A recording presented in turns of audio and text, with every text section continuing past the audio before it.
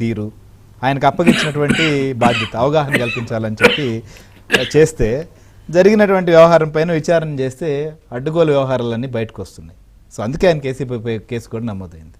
So ఎట్లా చూడాలి నా ఎపిసోడ్ని? ఇప్పుడు శ్రీహరి గారు ఎస్ సిఐడి విభాగాధిపతి, మాజీ సిఐడి విభాగాధిపతి అప్పట్లో మాజీ సీనియర్ ఐపీఎస్ అధికారి అవును ఎవరో సంజయ్, ఓ దళిత బిడ్డ. ఎంత ఘనాతిఘనంగా ఉండేయండి ఆ పదవులు.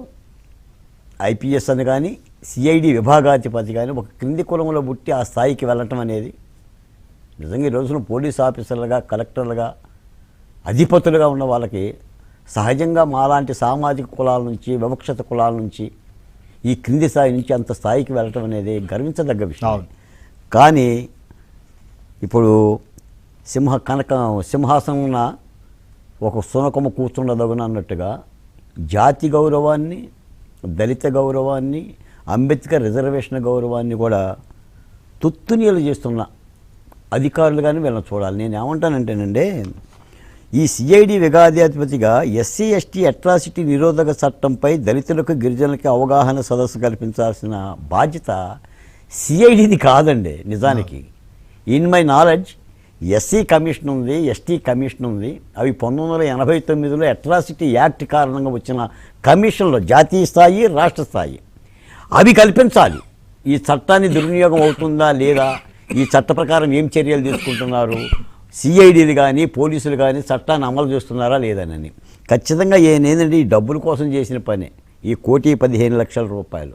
ఒక మాట ఏంటంటే, ఎవరు అంగీకరించినా అంగీకరించకపోయినా ఒక 2 విధానాలు ఉంటాయండి పరిపాలనలో.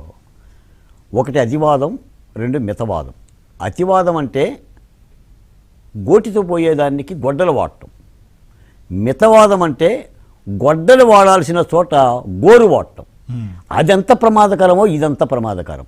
కూటమి ప్రభుత్వం గమనించినా గమనించకపోయినా నేను అడుగుతున్నాను మీ ద్వారా, ఏబిఎన్ ద్వారా పవన్ కళ్యాణ్ గారిని, లోకేష్ గారిని, ముఖ్యమంత్రి చంద్రబాబు నాయుడు గారిని, 10 గ్రాముల బంగారం దొబ్బిన వాడిని, దొంగిలించిన దొంగని పోలీస్ స్టేషన్లో ఫోటోలు పెడుతున్నారుగా. కాలపట్టీలు దొంగతనం చేస్తే రైల్వే స్టేషన్లో ఫోటోలు పెడుతున్నారుగా, వీడు నేరగాళ్ళు అని. రాజకీయ నేరస్తుల ఫోటోలు కూడా బస్ స్టాండ్లో పెట్టండి, రైల్వే స్టేషన్లో పెట్టండి, పోలీస్ స్టేషన్లో పెట్టండి. ఉద్యోగస్తులని, నేరమయమైన ఉద్యోగస్తుల ఫోటోలు కూడా ఎందుకు పెట్టకూడదు? ఆ చట్టాలు తీసుకురండి. సిగ్గుపడాలి కదండి ఒక అధికారిగా ఉండి. నీకు పెత్తనం. ఇప్పుడు పోలీసుడికి మనకి ఉన్న తేడా ఏంటి సార్? ఇప్పుడు మన దగ్గర కర్ర ఉంటుంది, ఆయన దగ్గర కర్ర ఉంటుంది, కానీ ఆయన కర్ర పేరు లాఠీ.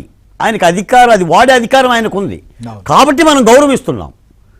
నీకు లాఠీ ఇచ్చారు కదా అని చెప్పేసని నువ్వు పెడరెక్కలు విరిసిగట్టి డాక్టర్ సుధాకర్ రోడ్డు మీద పడుకోబెట్టితే, లేదా త్రిపులాని హైదరాబాద్ నుంచేసి తీసుకొస్తే, కాళ్ళ మీద కొడితే, లేదా ఈ వర్షాన్ని ప్రజాస్వామ్యాన్ని దుర్వినియోగం చేస్తే పోలీస్ స్టేషన్లో కానీ రైల్వే స్టేషన్లో ఫోటోలు ఎందుకు పెట్టకూడదు? ఇప్పుడు కాలానుగుణంగా మారాలండి.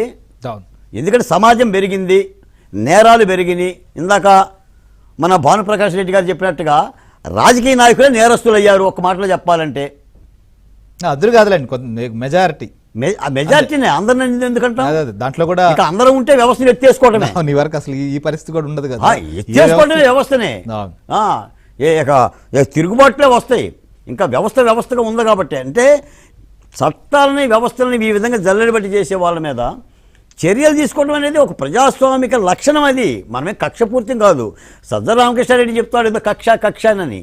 ఇప్పుడు వాళ్ళు తప్పులు చేస్తేనే చర్యలు తీసుకోమంటున్నాం. ఎందుకంటే చాలా విధ్వంసం జరిగిన మాట ఏదండి. మీకు మాట చెప్తా శ్రీహరి గారు, నాకు ప్రతిరోజు 25 ఫోన్లు వస్తాయండి తెలుగుదేశం పార్టీ కార్యకర్తల నుంచి. అన్నా నేను కోర్టుకు పోతున్నాను, ఇంకా నా కేసు ఎత్తేయలేదు. అన్నా మా ఊర్లో వైసీపీ నాయకుడు ఇప్పుడే వార్నింగ్ ఇచ్చి వెళ్ళాడు. ఇప్పటికి కూడా నిన్న ఎక్కడో నెల్లూరు జిల్లా దగ్గర కూడా ఒక వైసీపీ నాయకుడు సీఐని బెదిరించాడు. ఇప్పటికీ అంటే ఎక్కడో అక్కడ నువ్వు కట్టడి చెయ్యాలి కదా. ఏమంటే 70 సంవత్సరాల రంగనాయకమని వాట్సాప్లో ఫార్వర్డ్ చేసినందుకు నువ్వు అరెస్ట్ చేశావే. జర్నలిస్ట్ శంకరబాబు గారు 73 సంవత్సరాలు ఆయన్ని చొక్కా లేకుండా అరెస్ట్ చేశావే. ఎర్రంనాయుడు గారిని 16 గంటలు నువ్వు తిప్పావే. ఆఖరికి ఒక మాజీ ముఖ్యమంత్రి మీరు నోటీస్ ఇవ్వండి, నేను వచ్చి హాజరవుతాను, నేను సమాధానం చెప్తాను అంటే బస్తో పాటు ఎత్తుకుపోతానని ఇదే సంజయ్ ఆధ్వర్యంలో అరెస్ట్ చేశారే.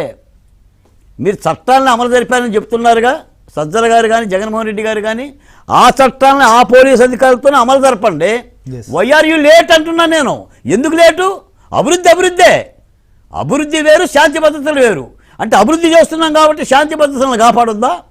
కాపాడుకో. ఇప్పటికంటే నేను ఒక మాట చెప్తా, అమరావతి మీద ప్రపంచ బ్యాంకు నిధులు ఇవ్వద్దని చెప్పి ఆకాశ రామన్న ఉత్తరాలు రాస్తున్నారు. అవును. ఇప్పుడు ఏం చేయాలి చెప్పండి? కుట్రలు. ఇప్పుడు ఏం చేయాలి? ఆ కుట్రలకి ఎవరో హైదరాబాద్కు సంబంధించిన ఒక ప్రొఫెసర్ వచ్చేసి అంతా దోషి పెడతారు అమరావతికి అని చెప్పి రాయలసీమలో కూర్చొని మాట్లాడుతున్నాడు. నిద్రపట్టిన ఒక ఐఏఎస్ రిటైర్డ్ శర్మ అని చెప్పిన ఒక కలెక్టరు చంద్రబాబు నాయుడికే లేఖ రాసి మీరు అమరావతిలో ఇన్ని వేల కోట్ల రూపాయలు పెడతారని ఒక 3 ప్రాంతాల మధ్య తుప్పట్లో పెట్టే కార్యక్రమం, విద్వేషాలు రగిలించే కార్యక్రమం చేస్తున్నారు. మీరు వాళ్ళ మీద చర్యలు తీసుకోకపోతే ఆ భావం ప్రజల్లోకి పోదండి.